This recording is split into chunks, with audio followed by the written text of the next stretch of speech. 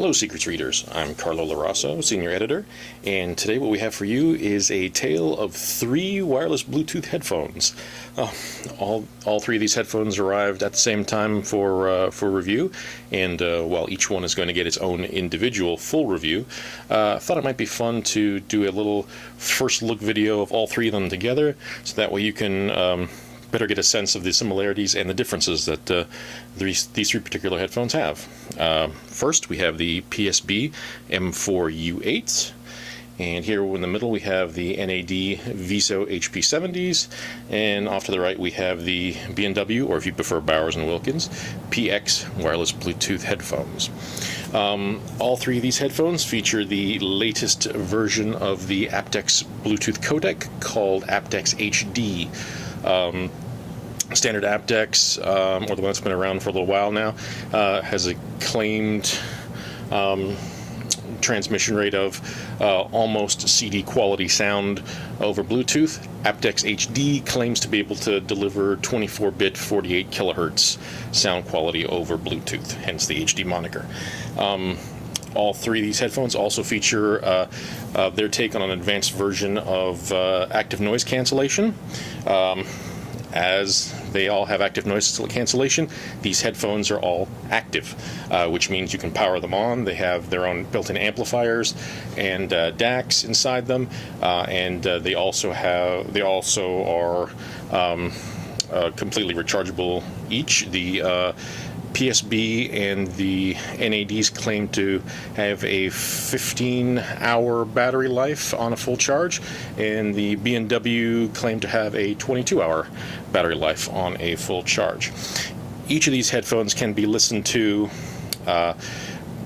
wirelessly via Bluetooth, which obviously they need to be active for that, turned on. They can also be listened to with a traditional analog headphone wire, and when the wire is attached, they can be listened to completely passively with no battery power.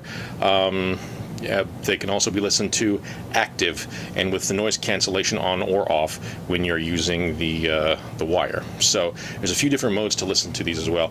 They can also be hooked up via, each of them include a micro USB cable. They can also be listened to hooked directly into a USB port of a computer. When that happens, they'll be regarded as an external sound card by the computer's operating system. So when they're plugged in that way, they'll also be charged as you're listening to them. So again, a few different ways to enjoy your music on these headphones. Let's take a closer look at them individually. Let me just raise the camera here, and we'll have a look at each one. First, we have the PSB M4U8s. They have a very clean, straightforward, modern design. Big, bold, black, and beautiful. They, as all these headphones, along with the PSB, all have their controls segregated to the right ear cup. That seems to be the de rigueur thing amongst all of them. On the PSBs here, the control layout is you have your pairing button to initially pair them up to your digital audio player or smartphone, volume control, up or down, rocker, and if you push on it, what that will do is any music or any active noise cancellation that you have going on will be almost muted completely, so that way you can hear through the headphones should you need to pay attention to an announcement in an airport or something someone's saying to you. Very convenient feature. Here is the power button. When it's pushed up one click, it turns the headphones on, so they are active. One more click up and it activates the noise cancellation feature. This rocker switch here is track forward. This up is skip track backwards, and if you push on it, these headphones will allow you to wirelessly answer phone calls. Each one of these headphones will allow you to wirelessly answer phone calls. They have built-in microphones in them for that purpose. Very sweet. Another neat feature exclusive to the PSBs is that for the analog wire attachment that I mentioned before, for listening to them wired, if you can see that the ear cups each have over here and over here their own connection for the analog headphone wire. So depending, whether you're right or left-handed, what side you have what side pocket you have your music player on, you can just plug the wire into whatever given socket you find most convenient. So nice little bit of design genius there, if you ask me. One other neat feature is the way these can fold up for travel. Very convenient. They come with a sort of semi-hard shell travel case, but the way these fold up makes them really compact, and so you can just, if you feel comfortable enough, just toss them in a backpack, and that seems to work pretty well, I think. Very nicely designed. And those are the PSBs. The NADs here, the Viso HP70s, very different styling to the PSBs, a little more, Scandinavian, Bauhaus, if you will, IKEA. Those are the things that come to mind when I look at these. Very stylish looking headphones. Like the PSBs, they can easily tell you which side is left and which is right from the inside. Very similar control layout, actually pretty much exactly identical control layout on the right ear cup as the PSBs have. The NADs, both the NADs and the PSBs feature what's called room feel technology. It's something that was designed by Paul Barton of PSB, and what room feel does is it's basically a tuning curve or a tuning target that these headphones have been tuned to, and what it does is it allows the headphones to simulate the sound of a really good quality flat measuring pair of full range speakers, what they would sound like in a well treated room. That's the in a nutshell what room feel is about, and both the PSBs and the NADs share that feature.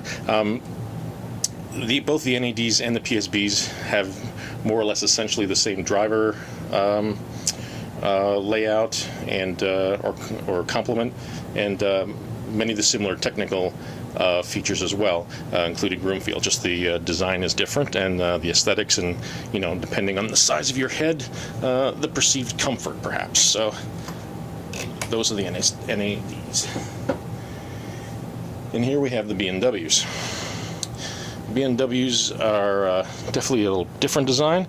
Kind of remind me more of a high performance racing motorcycle. It's got that sort of high-tech look to them. A little more obvious use of metal in the design, sort of like these arms look like spokes of a bike, if you will. The B&Ws essentially they share the same drivers as the well-regarded P9 version of their wired headphones, just applied to a wireless Bluetooth design. Here again, the right ear cup, control layout, more or less the same thing. Volume up, volume down, pause, and answer phone calls. This button here adjusts the level of active noise cancellation.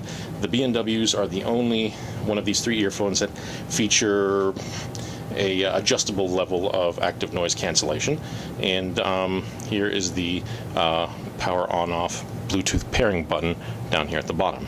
So these are the B&Ws, very sharp looking. And that's that. Go back down here. I did mention that the B&Ws are the only ones that have a variable level of active noise cancellation. It's three different levels, from light for say being in sort of an outdoor office environment to heavy for when you're on like an airplane or something like that. So 3 different levels. The B&Ws also feature a smartphone app that you can download that will allow you to adjust that level of noise cancellation from the smartphone app. The app will also let you know how much battery power is left in the headphones, and it also allows you to do firmware upgrades as well. I've done a couple of firmware upgrades in the B&W since I've had them here. Again, 3 very good quality headphones. I've tried all of them out, listened to all of them extensively so far. All of them sound really good, and the noise cancellation on all 3 of them is very effective. Each one has its own sort of idiosyncrasies in terms of comfort and fit and how the cups seal with your ears. I find that the PSBs for my head, and again, this is for me, everyone's different. I have a very large head and good size earlobes, so I find the PSBs initially when I put them on had the clamping force was a little firm for my liking, but I actually got used to that after a couple of weeks. And my ears, it took a while for my ears to get used to fitting properly inside the ear pads, but I think maybe these might find a lot of favor with folks who have smaller to average size heads. The NADs for me were a lot easier to get on with from the get-go. The ear pads molded around my ears a little easier. The clamping force was a lot less for me. Again, I have a big head, and they seem to, for my tastes, strike that sort of perfect comfort balance for my liking. The B&Ws also didn't have a problem with them from the get-go. They completely, where these ear pads on the NAD and the PSB kind of hug your ears really close, the B&Ws encircle them, and there's a little more, they sort of seal right against your head, so the openings are bigger and it leaves a little more room for my earlobes. So again, just the nature of 3 very different designs. The $1 million question is, which one sounds better? What's the sound quality like on these? The PSB and the NADs, being that they're both tuned by Paul Barden, both have room feel, both essentially have the same size drivers. The sound is pretty darn close to the same for both of them. I feel like I can notice a little difference in the sound, but that may just be a function of the fact of how the ear cups fit to my ears more than anything else. I find that the PSBs have nice punchy lower end. That's really good, not bloated, but just nice and punchy. The NADs, to me, I felt a little more clarity in the mids and highs. Still go deep in the low end, but maybe not quite as punchy as the PSBs. The B&Ws were interesting. They're like a different animal. They have a really sort of big, spacious sound. All 3 of these designs are closed-back headphones, but the B&Ws really sort of simulate the sound of an open-back pair of cans. Very spacious, a little more diffuse, big soundstage. So if you're a fan of open-back headphones, you may find quite a lot to like about the B&Ws. Again, it bears repeating, all 3 of these I think are targeted to, by the nature of their design choices and everything, are targeted to perhaps just a different audience out there. Again, all these sell for a retail for $399, and each one of them will be getting a full and in-depth review from yours truly. But like I said, just wanted to give you a quick introduction and look-see to these, and hopefully you enjoyed that, and please keep an eye on the website for the complete reviews as they come out. Thanks again. Take care.